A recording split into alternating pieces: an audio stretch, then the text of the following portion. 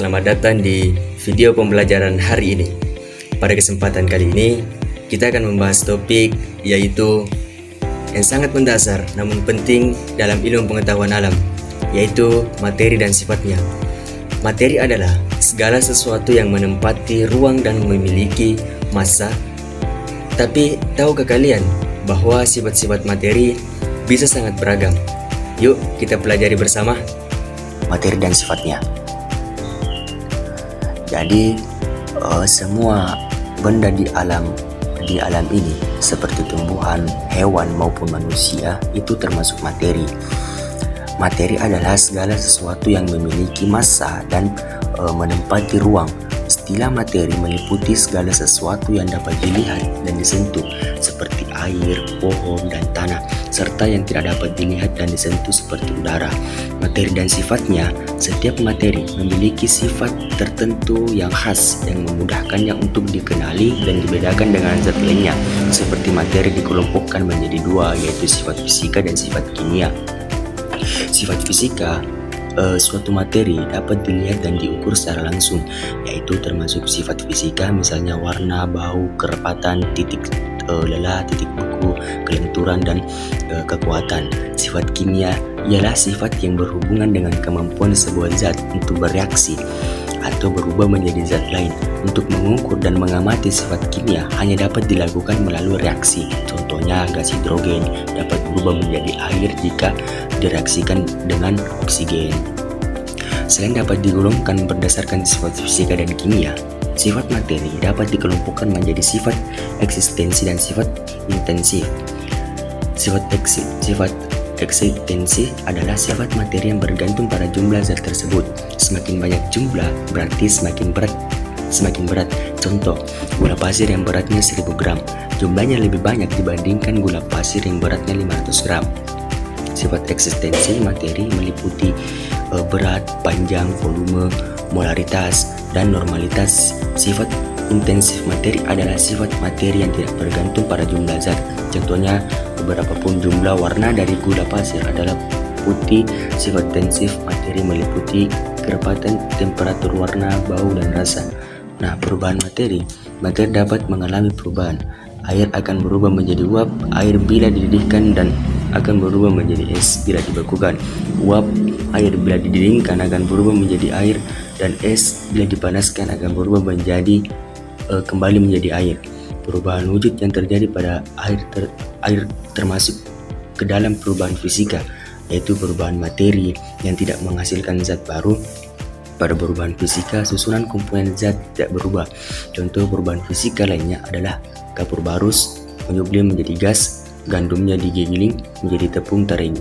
Berikut ini beberapa macam perubahan wujud, yaitu yang pertama, padat menjadi cair disebut mencair, contohnya es krim yang mencair. Yang kedua, cair menjadi gas disebut menguap, contohnya air yang dipanaskan. Yang ketiga, gas menjadi padat disebut mengkristal, contohnya garam dari air laut. Yang keempat, padat menjadi gas disebut menyublim, contohnya kapur barus. Yang kelima, gas menjadi cair disebut mengembung, contohnya embun di pagi hari. Yang keenam, cair menjadi padat disebut membeku, contohnya pembuatan agar-agar. Pembagian materi secara fisika berdasarkan wujudnya, materi dapat dikelompokkan menjadi 3, yaitu padat, cair, dan gas. Berikut ini penjelasannya. Yang pertama itu zat padat. Sifat yang dimiliki zat padat adalah mempunyai bentuk dan volumenya tertentu. Partikel zat padat memiliki energi yang sangat rendah. Yang kedua, zat cair. Sifat yang dimiliki zat cair adalah mempunyai volume tertentu tetapi tidak memiliki bentuk yang tetap.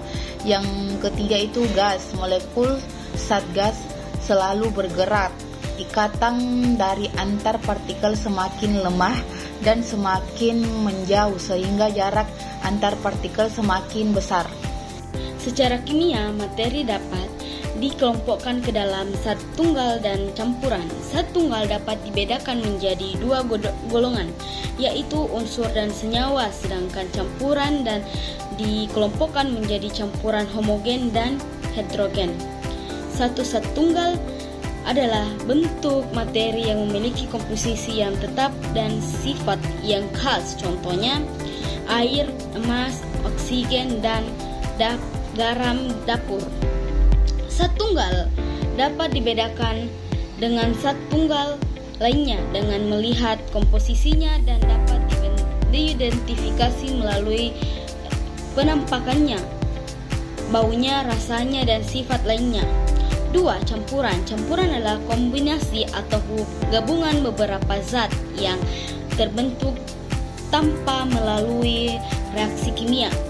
Contohnya, bila garam dapur dilarutkan dalam air, maka akan terbentuk campuran antara air dengan garam yang disebut larutan garam. Campuran tidak memiliki komposisi partikel materi. 1. Atom. Atom merupakan partikel terkecil dari suatu unsur yang masih memiliki sifat unsur tersebut. Atom terdiri dari atas, inti, dan kulit atom. Inti atom terdiri dari proton bermuatan positif dan neutron netral, sedangkan kulit atom terdiri elektron bermuatan negatif.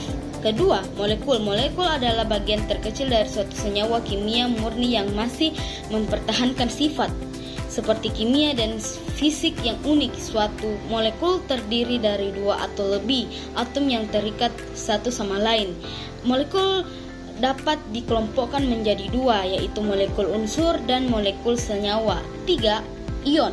Ion merupakan atom atau gugus atom yang bermuatan listrik berdasarkan jenis muatan listriknya. Dikenal istilah kaiton, yaitu ion yang bermuatan positif, misalnya kaiton kalium K, dan nion yaitu ion yang bermuatan negatif seperti misalnya klorida C1. Baik. Jadi kesimpulannya yaitu materi merupakan segala sesuatu yang memiliki massa dan menempati ruang. Materi dapat digolongkan berdasarkan sifat fisika dan sifat kimia. Sifat fisika yaitu sifat yang dapat dilihat dan diukur secara langsung, sedangkan sifat kimia adalah sifat yang hanya dapat diamati melalui reaksi kimia. Selain itu, materi bisa dikelompokkan menjadi sifat ekstensif dan sifat intensif. Unsur adalah zat tunggal yang tidak dapat diuraikan lagi menjadi zat-zat lain dengan reaksi kimia biasa. Senyawa adalah gabungan dari dua atau lebih unsur. Campuran adalah kombinasi atau gabungan beberapa zat yang terbentuk tanpa melalui reaksi kimia.